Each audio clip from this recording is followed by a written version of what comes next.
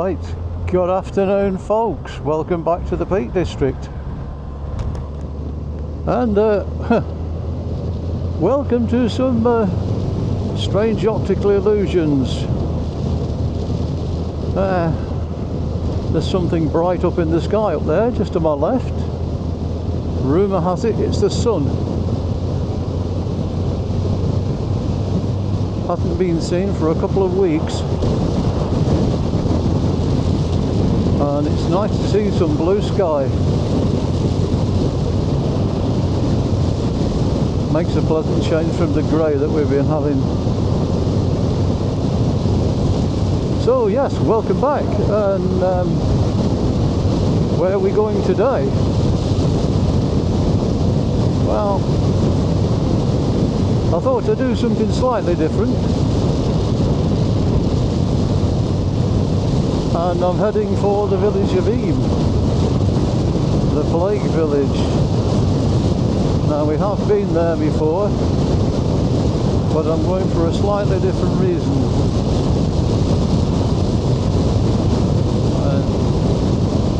We'll have a little chat about the plague, but that's not the prime reason for the visit. So I'll catch you in a bit when we get a bit closer.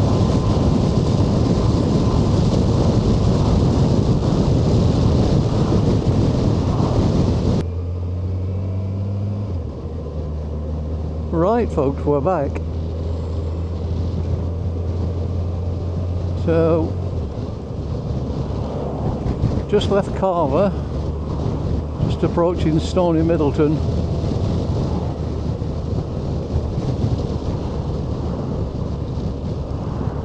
Sun's breaking through nicely now.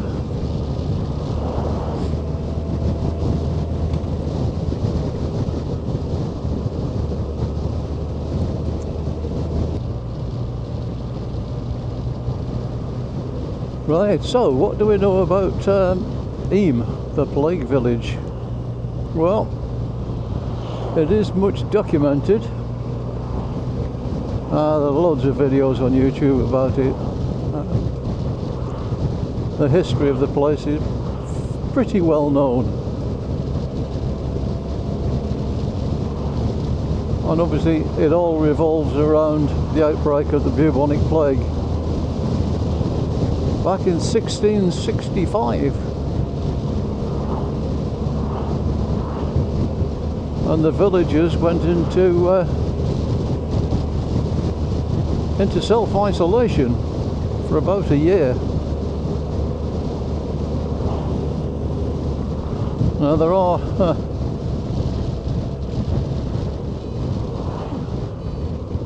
are varying reports of how many people actually died, but the church records do tell us that at least 273 did, with the population varying between anything between 400 and 800 people. So wildly different projections.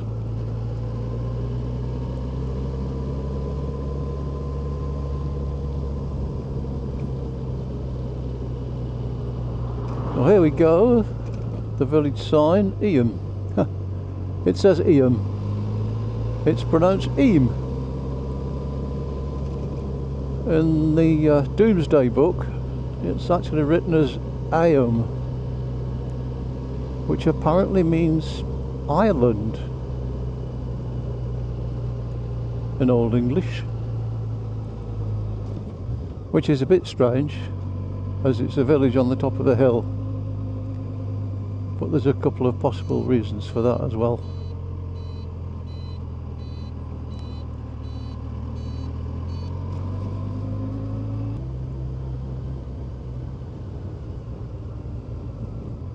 Just going to swing around here.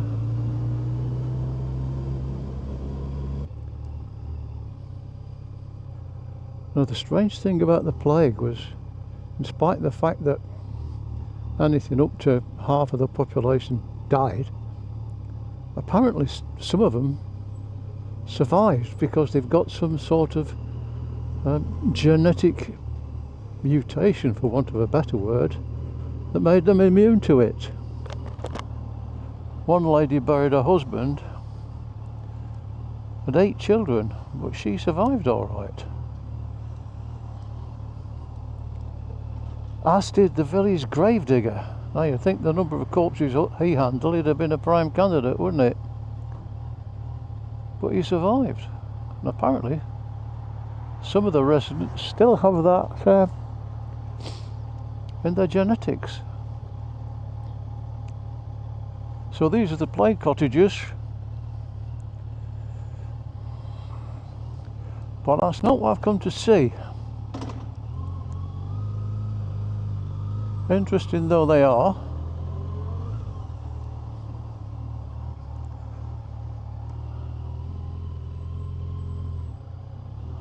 I've actually come to look at the church.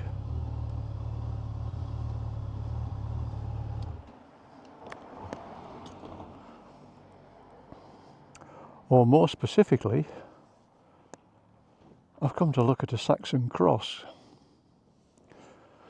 So, let's get off the bike, get out of some of this gear, and I'll see you at the churchyard. Right, so this is the entrance to the Church of St. Lawrence.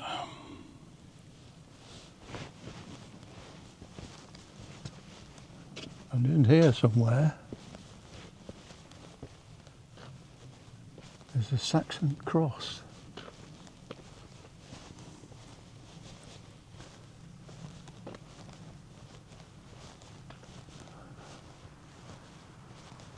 No, it's not that one. That's not Saxon. That's a war memorial. Oh, but I can see where it is. It's over here. And it's pretty spectacular. That is a seriously big lump. Now then, it does actually say here, Celtic cross, but that's not true. It's not Celtic at all. It's Saxon. And to be more precise, it's Mercian. And this is the best example in the country of a Mercian cross.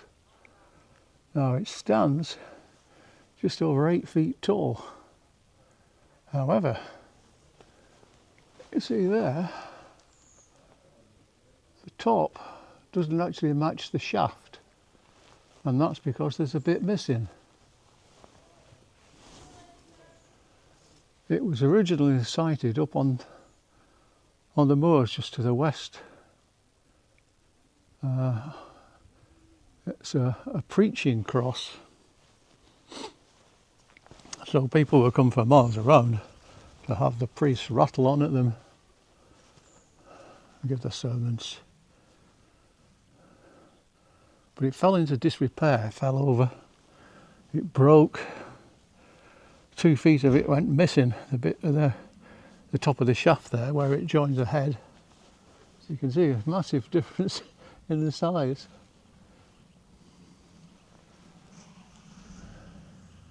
So that disappeared some time ago. The remains of the cross were salvaged, brought and set up in the churchyard. Keep walking over these graves, so I hope that's not disrespectful, don't mean to. So they don't actually know whether the head is on the right way round or not, because there's no records of it. A lot of very intricate carvings, mostly angels.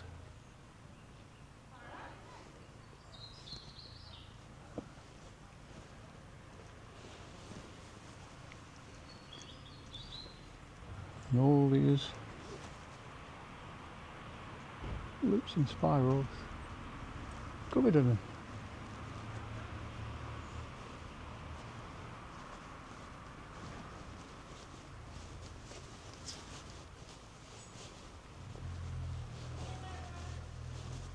There's supposed to be a mother and child on it somewhere. I can't see it, it's so faded. But yeah, that's intriguing.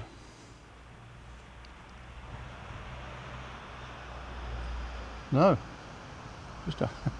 just as a side, this is the gravestone of William Froggatt. Now Froggatt is a village just down the road, just a few miles. I wonder if he was something of importance.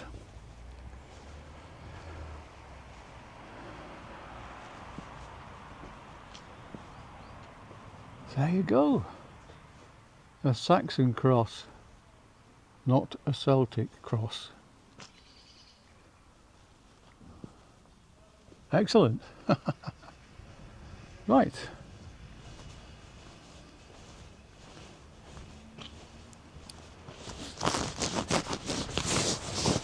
But yeah, strange how they managed to get it wrong.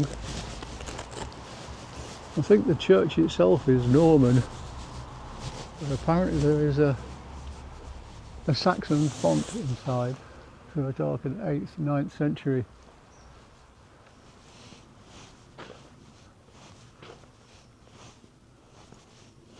I've got a bit of a fondness for Saxons, and Mercians in particular. There's the back of the Plague cottages.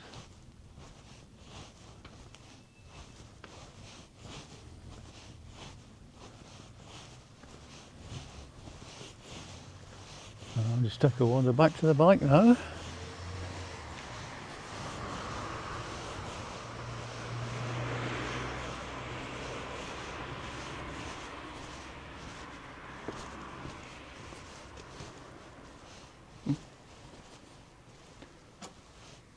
Right. So thank you very much, Eyam.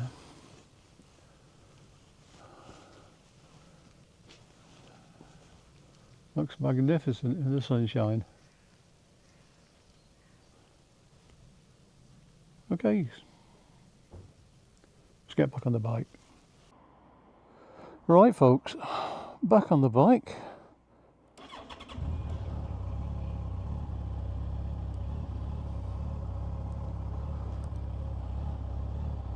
Okay, let's get out of here.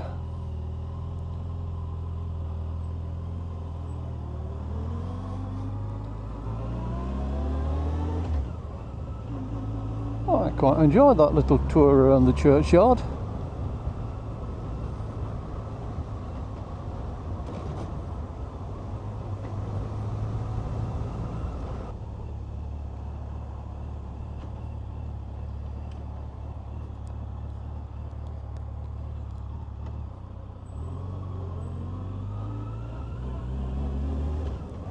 Right, so I head back out of the village, back down through Stony Middleton.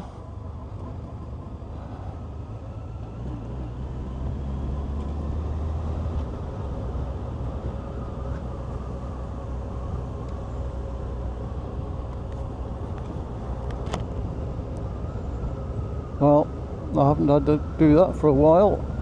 Put the sun visor down.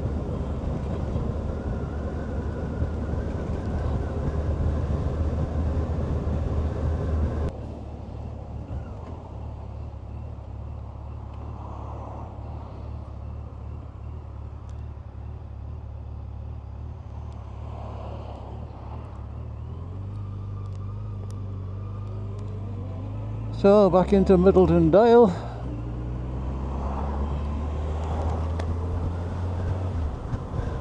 We'll drop down the hill back to Carver. I think I might just stop off and grab a nice cup of coffee at Cafe 19. So I hope you enjoyed that, found it interesting. If you did, leave us a like. If you really enjoyed it, perhaps you'd even consider subscribing. I don't do this to make any money, and I probably never will. And even if I did get monetized, it wouldn't pay for a pint of petrol. However, the more subscribers I get, and the more it gets promoted on YouTube. Simple as that. So, like I said, I hope you enjoyed it. Thanks ever so much for coming along for the ride. Winter's fast approaching, so whatever you're doing, do it carefully. So thanks very much, and I'll see you next time. Bye.